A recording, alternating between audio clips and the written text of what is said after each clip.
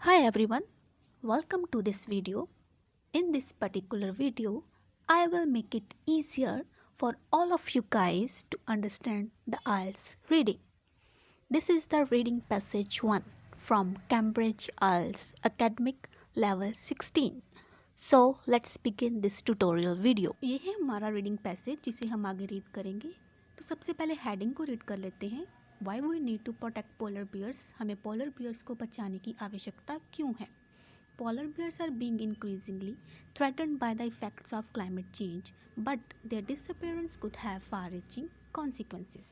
Polar bear को जलवायु के परिवर्तन के प्रभावों से लगातार खतरा हो रहा है, लेकिन उनके गायब होने के दूरगामी परिणाम हो सकते हैं. They are uniquely adapted to the extreme conditions of the Arctic Circle, where temperatures can reach -40 degree Celsius. Arctic circle की एक्सट्रीम कंडीशंस को वो सहन करने के लिए विशिष्ट रूप से अनुकूलित हैं, जहाँ पर जो तापमान है, टेम्परेचर है, वो -40 डिग्री सेल्सियस तक पहुँच सकता है. One reason for this is that they have up to 11 centimetres of fat underneath their skin. एक रीज़न इसका ये भी हो सकता है कि उसकी स्किन के नीचे जो फैट है वो 11 सेंटीमीटर्स तक है. Humans with comparative levels of adipose tissues would be considered obese and would be likely to suffer from diabetes and heart diseases. अगर इतनी ही मात्रा अगर ह्यूमंस में हो एडिपोज टिश्यूज़ होते हैं फैटी टिश्यूज़ की, तो उस ह्यूमन को हम क्या बोलेंगे? वो ओबीज है. मीन टू से उसे क्या माना जाएगा कि वो मोटा है. And would be likely to suffer from diabetes, और ऐसा हो सकता है कि उसे डायबिटीज़ हो सकती है और हार्ट डिसीज़ उसे हो सकते हैं. Yet the polar bear experience no such consequences. But जो पोलर बियर्स है वो ऐसा कुछ भी एक्सपीरियंस नहीं करते. चलिए अब हम चलते हैं क्वेश्चंस पर, देखते हैं क्या कोई इन्फॉर्मेशन है इसमें इसके regarding. So our first question is polar bears suffer from various health problems due to the build-up of fat under their skin. कि जो polar bears हैं उन्हें बहुत सारी हेल्थ प्रॉब्लम्स से सफ़र करना पड़ता है जो उसकी स्किन के अंडर फैट है उसकी वजह से. बट पैराग्राफ हमें क्या बोल रहा है कि भले ही उनकी स्किन के अंडर बहुत सारी फैट है बट इनसे उन्हें कोई प्रॉब्लम नहीं होती. तो ये चीज़ पैराग्राफ की लास्ट वाली लाइन से कंट्राडिक्ट कर रही है, तो हमारा आंसर होगा फॉल्स. ओके, चलिए अब चलते हैं हम अपने सेकंड पैराग्राफ पर. A 2014 study by Shiping Liu and colleagues shed light on this mystery. 2014 में एक स्टडी की गई थी जो शिंगपिंग लिू और उसके कलीग्स ने की थी. उन्होंने इस मिस्ट्री पर खुलासा किया था. They compared the genetic structure of polar bears with that of their closest relatives from a warmer climate.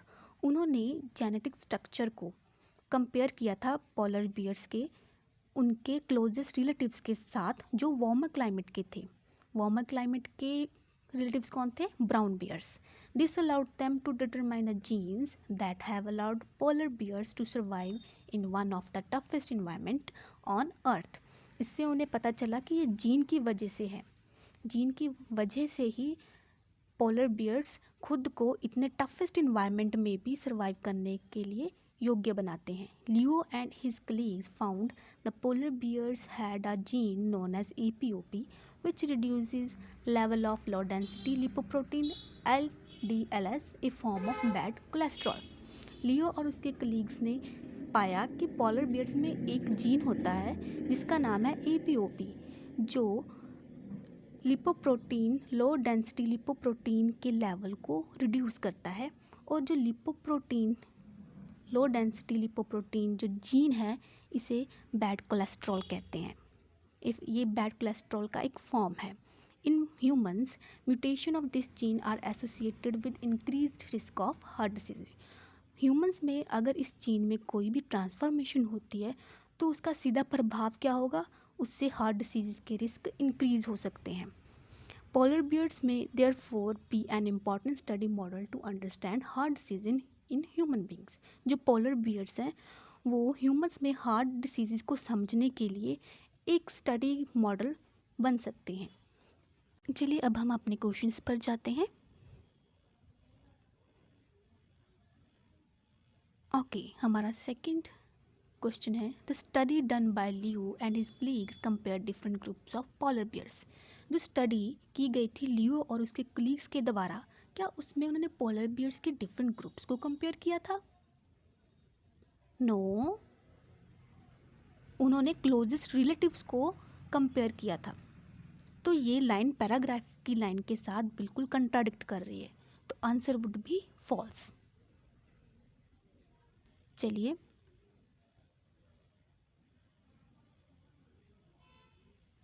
अब चलते हैं paragraph number 3। The genome of the polar bear may also provide the solution for another condition, one that particularly affect our older generation, osteoporosis। जो जीनम है polar bear के, उससे हमें बहुत सारी दूसरी कंडीशंस के लिए सॉल्यूशन मिल सकते हैं। उसमें से एक है जो हमारी ओल्डर जनरेशन को इफ़ेक्ट करता है, जो है osteoporosis.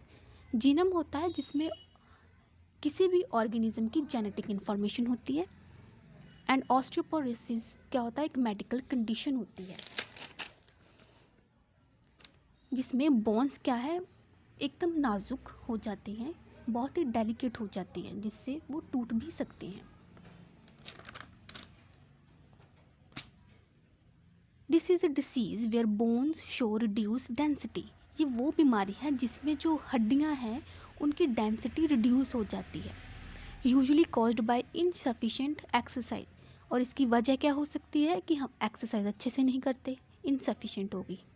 Reduce calcium intake, calcium की कमी, और फूड स्टारवेशन और भूखमरी। Bone tissue is constantly being remodelled. जो बोन की टिश्यूज हैं वो रिमॉडल्ड हो रहे हैं, उनको दोबारा से बनाया जा रहा है। इसका मीनिंग क्या है? Meaning that bone is added, कि बोन को ऐड किया जा सकता है, जिसमें रीमॉडलिंग में क्या होता है कि बोन्स को ऐड करते हैं और रिमूव्ड भी कर सकते हैं, depending on nutrient availability and the stress that the bone is under. और ये चीज़ किस पे डिपेंड होगी कि उस बोन की न्यूट्रिएंट अवेलेबिलिटी कितनी है और बोन कितने स्ट्रेस के अंडर है। Female polar bears however undergo extreme conditions during every pregnancy। जो फीमेल पोलर बियर्स होती हैं वो उनको एक्सट्रीम कंडीशंस के थ्रू होकर गुजरना पड़ता है जब वो प्रेगनेंसी में होती हैं। वंस ऑटम कम्स अराउंड, जैसे ही पतझड़ का समय आता है, these females will take maternity dens in the snow. ये जो फीमेल्स हैं वो स्नो में मैटरनिटी डेंस खोदना शुरू कर देती हैं, and will remain there throughout the winter. और वहाँ पर पूरी सर्दियाँ रहती हैं, both before and after the birth of their cubs. उनके कब्स के बर्थ के पहले और बर्थ के बाद वहीं पर रहती हैं। This process result in about 6 month of fasting. और ये इस प्रोसेस का नतीजा क्या है?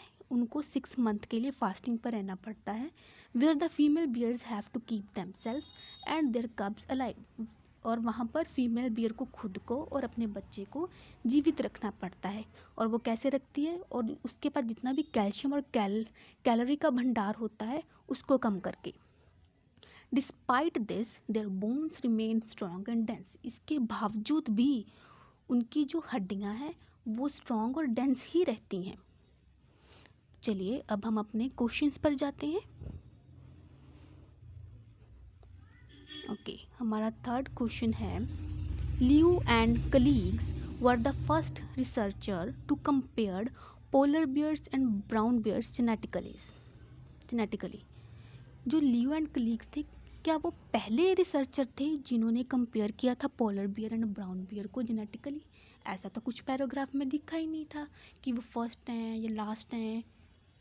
सो दिस इज़ नॉट गिवन, तो इसका आंसर क्या होगा? Not given. हमारा फोर्थ क्वेश्चन है, polar bears are able to control their levels of bad cholesterol by genetic means. कि जो पोलर बियर है वो बैड कोलेस्ट्रॉल के लेवल्स को कंट्रोल कर सकते हैं जेनेटिक मीन्स के थ्रू। क्या ऐसा पैराग्राफ में लिखा था? हाँ, सेकंड पैराग्राफ में उन्होंने लिखा हुआ था था कि उनके पास एक ऐसा जीन है जिससे वो लो डेंसिटी लिपोप्रोटीन के लेवल को कम कर सकते हैं, जो कि एक बैड कोलेस्ट्रॉल का फॉर्म है। So answer would be true. Female polar bears are able to survive for about 6 months without food. अब वो बोल रहे हैं कि जो फीमेल पोलर बियर हैं वो खुद को 6 महीने तक बिना खाने के सर्वाइव करवा सकती हैं, खुद को इतने योग्य हैं वो। तो क्या ये पैराग्राफ में लिखा था? हाँ, यह लिखा था, जिसमें उन्होंने बोला था कि वो 6 महीने तक फास्टिंग पर रहती हैं, खुद को और अपने बच्चे को प्रोटेक्ट करती हैं, ज़िंदा रखती हैं। कैसे? By depleting calcium and calories, और इसके बावजूद भी उनकी बोन्स स्ट्रॉन्ग रहती हैं और डेंस रहती हैं। ओके, चलिए नेक्स्ट है, it was found that the bones of female polar bears were very weak when they came out of their dens in spring. Line paragraph की लास्ट लाइन में ये लिखा हुआ था कि despite this their bones remain strong and dense, कि 6 महीने की फास्टिंग के बावजूद भी उनकी जो बोन्स थी स्ट्रॉन्ग एंड डेंस थी। तो ये जो लाइन है पैराग्राफ की लास्ट लाइन से कंट्राडिक्ट कर रही है, तो इसका आंसर फॉल्स होगा। ठीक है, अब हम चलते हैं पैराग्राफ पर।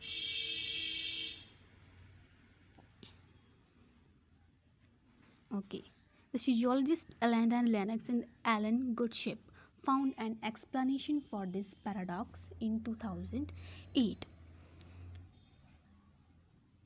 फिजियोलॉजिस्ट एलन लेनस और एलन गुडशिप ने इस पर एक एक्सप्लेनेशन दी थी 2008 में। They discovered that pregnant bears were able to increase the density of their bones before they started to build their dens. उन्होंने ये डिस्कवर किया था कि जो प्रेग्नेंट बियर्स हैं वो अपने बोन्स की डेंसिटी को इंक्रीज़ करने के योग्य हैं, इसके पहले कि वो अपने डेंस को बनाना शुरू करें।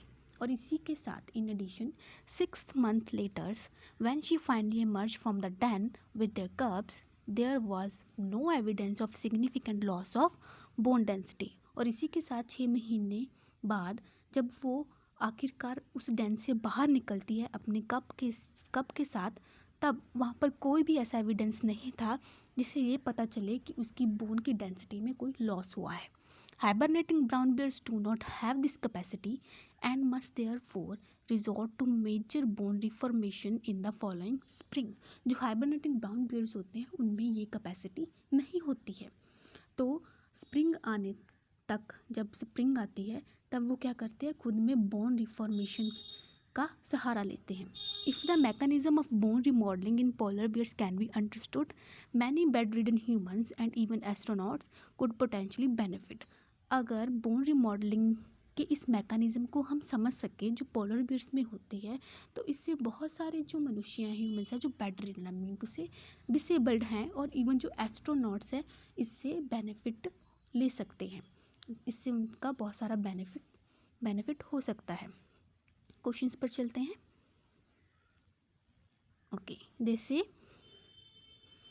The polar bears mechanism for increasing bone density could also be used by people one day, कि जो पोलर बियर्स में बोन डेंसिटी को इंक्रीज़ करने का मैकेनिज्म है वो एक दिन लोगों के दोबारा बहुत ही यूज़ किया जाएगा या जा सकता है। क्या ऐसा लिखा है उसमें पैराग्राफ में? हाँ, लास्ट लाइन में ही लिखा है कि इसके बहुत ही पोटेंशियल बेनिफिट्स हैं जो ह्यूमंस के काम आ सकते हैं। So the answer would be true. तो अब हम वीडियो का एंड करते हैं, जिसमें हमने सीखा कि हमें कैसे पैसेज को रीड करना है, फिर कैसे क्वेश्चंस के आंसर्स को ढूंढना है। होप करती हूँ कि ये वीडियो ट्यूटोरियल आपके लिए बहुत यूज़फुल होगा और आप ज़रूर इससे कुछ सीखेंगे। Thank you.